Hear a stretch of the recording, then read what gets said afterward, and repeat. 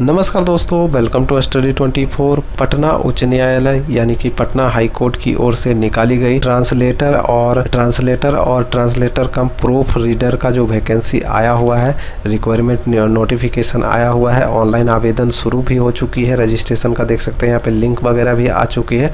तो इसके बारे में हम लोग पूरी डिटेल देखेंगे और कैसे रजिस्ट्रेशन वगैरह करना है, कैसे आवेदन करना है, ये भी देखेंगे। ठीक है, तो लास्ट तक बने रहिएगा। और नोटिफिकेशन का लिंक देख पा रहे होंगे, यहाँ पे दिया हुआ है, यहाँ से डाउनलोड कर सकते हैं या फिर रोजगारबिहार.com से भी डाउनलोड कर सकते हैं।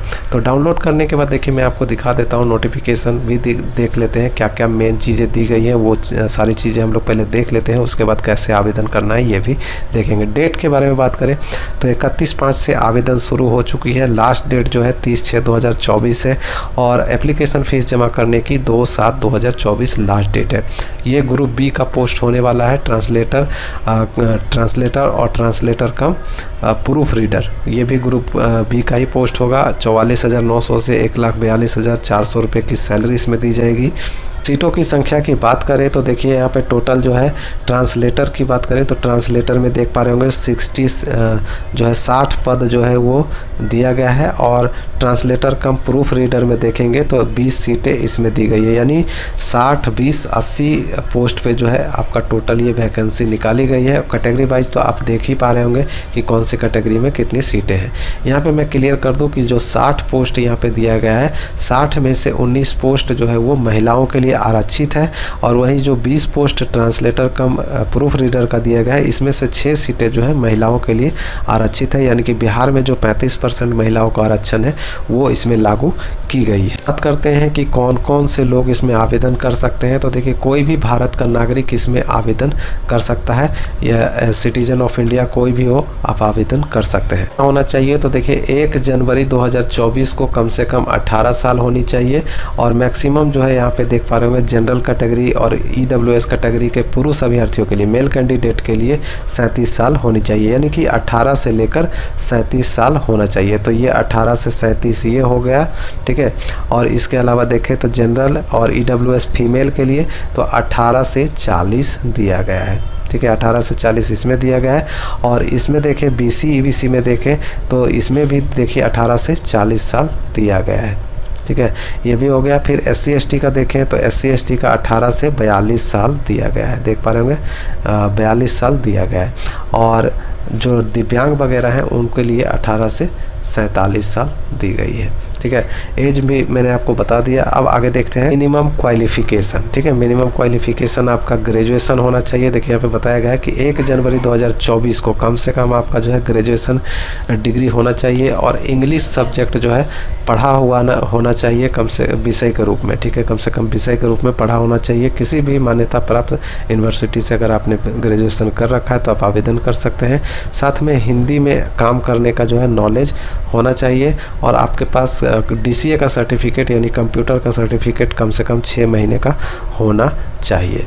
इसके अलावा प्रेफरेंस भी मिल रहा है। प्रेफरेंस किसको मिल रहा है तो लॉ डिग्री, जिनके पास ग्रेजुएशन की लॉ डिग्री है उनको प्रेफरेंस मिलेगा, या फिर जिनको उर्दू, मैथिली, संथाली भाषा में काम करना आता है उनको भी प्रेफरेंस मिलेगा। चयन प्रक्रिया की बात कर लेते हैं तो चयन प्रक्रिया आप यहाँ पे देख पा रहे होंगे, पहले रिटन टेस्ट है, दूसरे में आपका कंप्यूटर टेस्ट लिया जाएगा, तीसरे में आपका जो है इंटरव्यू लिया जाएगा, ठीक है। अब आगे देखते हैं तो सिलेबस ऑफ एग्जामिनेशन बताई गई है। इसके लिए एग्जामिनेशन फीस भी लगने वाली है। तो देखिए 1100 रुपये जो दिखाया गया है, जनरल, BC EBC और EWS कैंडिडेट के लिए 1100 है, और SC ST और दिव्यांग के लिए 550 दिया गया है। सेंटर कहाँ होगी तो एग्जामिनेशन सेंटर दोस्तों आप लोगों का पटना में होगा, और हाजीपुर में होगा, और मुजफ्फरपुर में दिया जाएगा।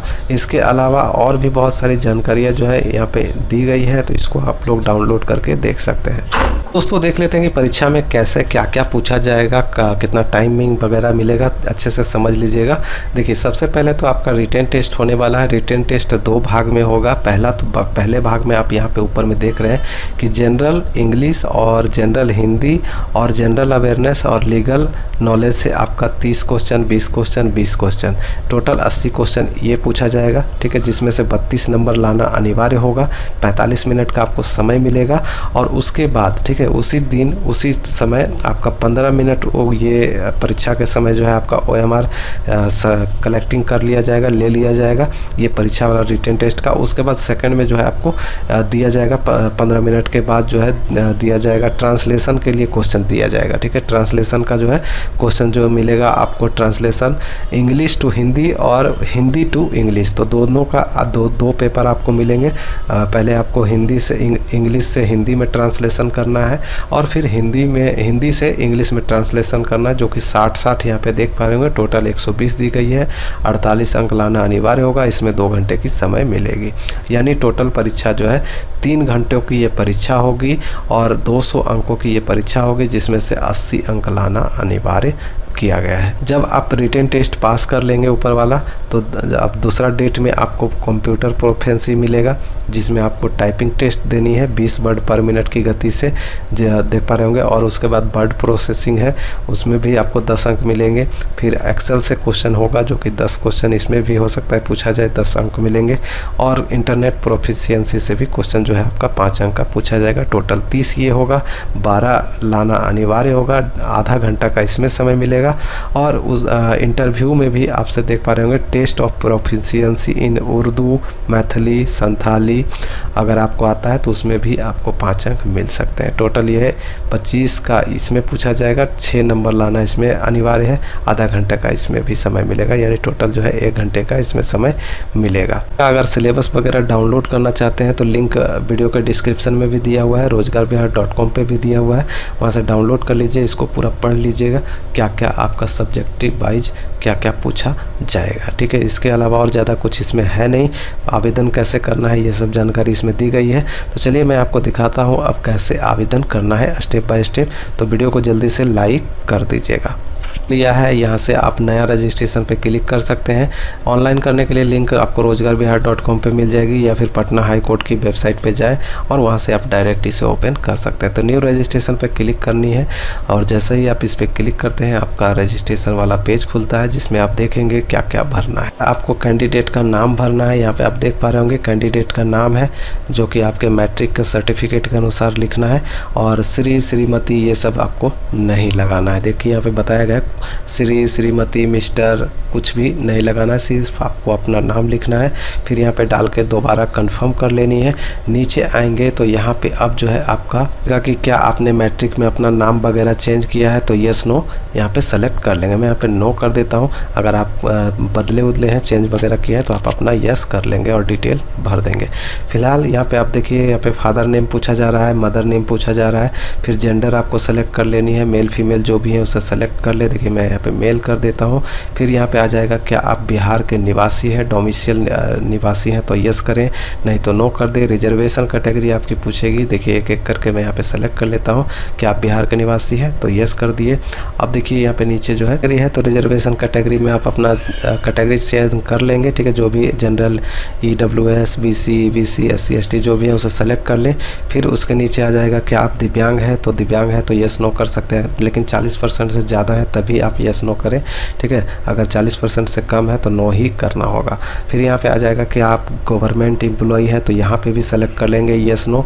ठीक है, यहाँ पे यस नो कर लेंगे, मैं यहाँ पे नो कर देता हूँ। फिर दिव्यांग में भी नो कर देते हैं और यहाँ पे रिजर्वेशन कैटेगरी भी अपना चयन कर लेते हैं। उसके बाद यहाँ पे पूछेगा क्या आप पटना हाई कोर्ट के एम्प्लॉई वगैरह हैं, काम वगैरह करते हैं, तो यहाँ पे यस नो कर सकते हैं। मैं यहाँ पे नो कर देता हूँ। फिर डेट ऑफ बर्थ आ जाती है आपका, तो डेट ऑफ बर्थ भर दे, मोबाइल नंबर भर दे, कंफर्म करें मोबाइल नंबर, ईमेल आईडी यहाँ पे डाले, फिर दोबारा डाल के कंफर्म कर ले।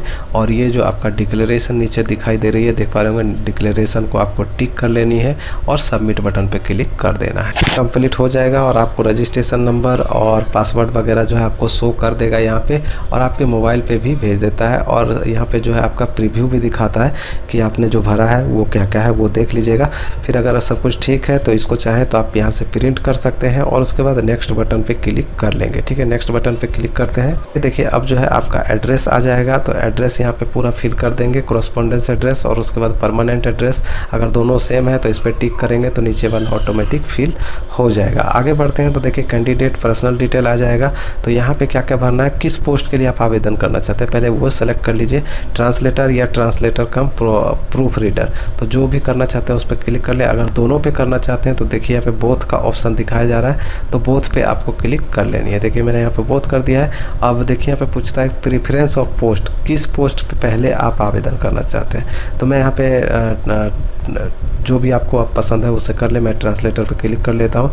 फिर यहाँ पे एग्जामिनेशन सेंटर चूज़ करने के लिए कहेगा 1 2 3, तो 3 सेंटर यहाँ पे दिखाए गए हैं। 3 सेंटर आप यहाँ पे सेलेक्ट कर ले। देखिए पहला मैंने पटना कर दिया, दूसरा मैंने हाजीपुर कर देता हूँ, तीसरा मैं मुजफ्फरपुर कर देता हूँ। 3 सेंटर है तो तीनों यहाँ पे मैंने सेलेक्ट कर लिया है। मैरिटल स्टेटस, अगर आप शादीशुदा हैं तो येस नो कर ले। ठीक है, मैं यहाँ पे नो कर देता हूँ। मैरिड अनमैरिड जो भी है आप उसे कर ले। मैं यहाँ पे अनमैरिड कर देता हूँ। फिर यहाँ पे आ जाता है प्रूफ ऑफ आइडेंटिटी प्रूफ। यहाँ पे आप क्या देना चाहते हैं पहचान पत्र के रूप में, तो driving license, PAN card, passport, Aadhaar, जो भी देना चाहते हैं उसे दे सकते हैं। यहाँ पे कार्ड नंबर भर देंगे। आधार नंबर अगर आपने सेलेक्ट किया तो आधार नंबर भर दें यहाँ पे। और उसके बाद यहाँ पे नीचे आए तो विजिबल आइडेंटिफिकेशन मार्क्स यहाँ पे भरना है, यानी कैंडिडेट का पहचान चिन्ह, शरीर पे कटे का निशान, तिल का निशान जो भी है वो आप यहाँ पे लिख दें। लिखने के बाद नीचे आ जाता है क्या आपके विरुद्ध कोई क्रिमिनल केस वगैरह चल रहा है, FIR वगैरह हो रही है, या फिर टेरिटोरियल आर्मी वगैरह में काम कर रहे हैं, तो यहाँ पे आप येस नो वगैरह कर लेंगे। ठीक है, अगर आपके पास NCC का सर्टिफिकेट है, बी सर्टिफिकेट, तो आप यहाँ पे येस नो करके सेलेक्ट कर लेंगे और उसके बाद सबमिट कर देंगे। जो है एजुकेशन डिटेल आ जाता है, तो आपको सबसे पहले यहाँ पे मैट्रिक का डिटेल, 10वीं का डिटेल यहाँ पे भर देना है, स्कूल का नाम, बोर्ड का नाम, यहाँ पे पासिंग ईयर सेलेक्ट कर लेना है, स्कीम ऑफ मार्किंग सेलेक्ट कर लेना है। जैसे कि मैं यहाँ पे कर देता हूँ। देखिए पहले बोर्ड यहाँ पे लिख देते हैं। ठीक है, BSEB यहाँ पे मैंने कर दिया है, पटना। इसी प्रकार से आपको भी भर लेनी है जो भी आपका बोर्ड है। फिर पासिंग ईयर जो भी आपका है उसे भर दे। देखिए मैं यहाँ पे कर लेता हूँ एक बार। ठीक है, देखिए यहाँ पे मैंने कर दिया। अब देखिए स्कीम पूछा जा रहा है, परसेंटेज है या CGPA है, तो मैं यहाँ पे परसेंटेज कर लेता हूँ। तो देखिए परसेंटेज के लिए यहाँ पे पूछ रहा है, देखिए कि first division, second division, third division जो भी है उसे सेलेक्ट कर ले। ठीक है, तो मैं यहाँ पे फर्स्ट कर देता हूँ। फिर यहाँ पे आ जाएगा इंटरमीडिएट का डिटेल, तो उसी प्रकार से इंटरमीडिएट का भी भर लेना है।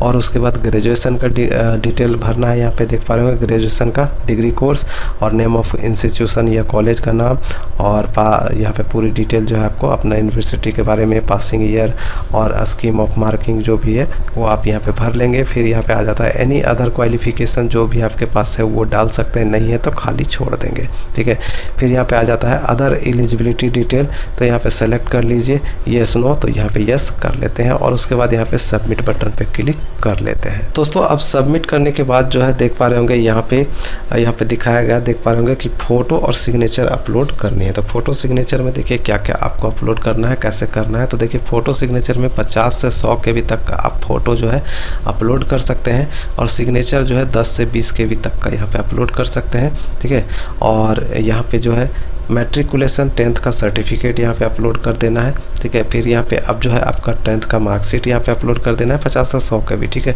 फिर ग्रेजुएशन डिग्री का 50 से 100 KB तक का यहाँ पे अपलोड कर देना है। फिर यहाँ पे मार्कशीट जो है आपको अपलोड कर देना है। जो भी सर्टिफिकेट आपसे मांगे जा रहे हैं सारे के सारे यहाँ पे अपलोड कर देनी है। आवासीय वगैरह, जाति वगैरह जो भी आपका लग रहा है वो आप सारे के सारे अपलोड कर देंगे। करने के बाद नेक्स्ट बटन पे क्लिक कर लेंगे। फोटो, सिग्नेचर और डॉक्यूमेंट सब कुछ अपलोड हो चुका है। आप चाहें तो व्यू पे क्लिक करके जो है व्यू पे क्लिक करके उसे देख भी सकते हैं कि सही से अपलोड हुआ कि नहीं हुआ। अगर सब कुछ ठीक से अपलोड हो गया है तो नेक्स्ट बटन पे क्लिक करें। ये प्रीव्यू आपको दिखा देगा, जो भी आपने भरा है सब कुछ ठीक ठाक दिखा देगा। अगर सब कुछ ठीक है तो यहाँ पे डिक्लेरेशन पे टिक कर ले, जैसा कि मैं यहाँ पे टिक कर देता हूँ। टिक करने के बाद यहाँ पे प्रिंट प्रीव्यू पे क्लिक करके देख लेंगे, प्रिंट करके देख लेंगे कि सही से सब कुछ हो गया कि नहीं, प्रिंट अच्छा से आ रहा है कि नहीं, कहीं कट वगैरह तो नहीं रहा है। तो देख लीजिएगा अच्छे से, अगर सब कुछ ठीक है तो प्रिंट कर लीजिएगा। प्रिंट करने के बाद देखिए यहाँ पे मेक पेमेंट पे आपको क्लिक करनी है और अपना पेमेंट को कंप्लीट कर लेना है। यहाँ पे आपसे पूछ रहा है तो यहाँ पे टिक कर लेना है। आपको यहाँ पे देखिए मैं टिक कर देता हूँ। प्रोसीड पे क्लिक करते हैं।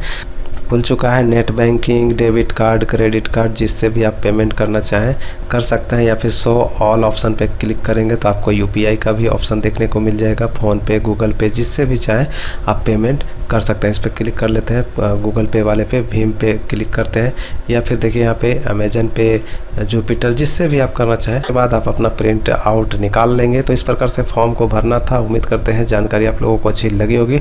तो वीडियो को ज़्यादा से ज़्यादा शेयर कर दे, चैनल को सब्सक्राइब कर ले पल पल की अपडेट के लिए। मिलते हैं नेक्स्ट वीडियो में नेक्स्ट अपडेट के साथ। तब तक के लिए बाय, जय हिंद।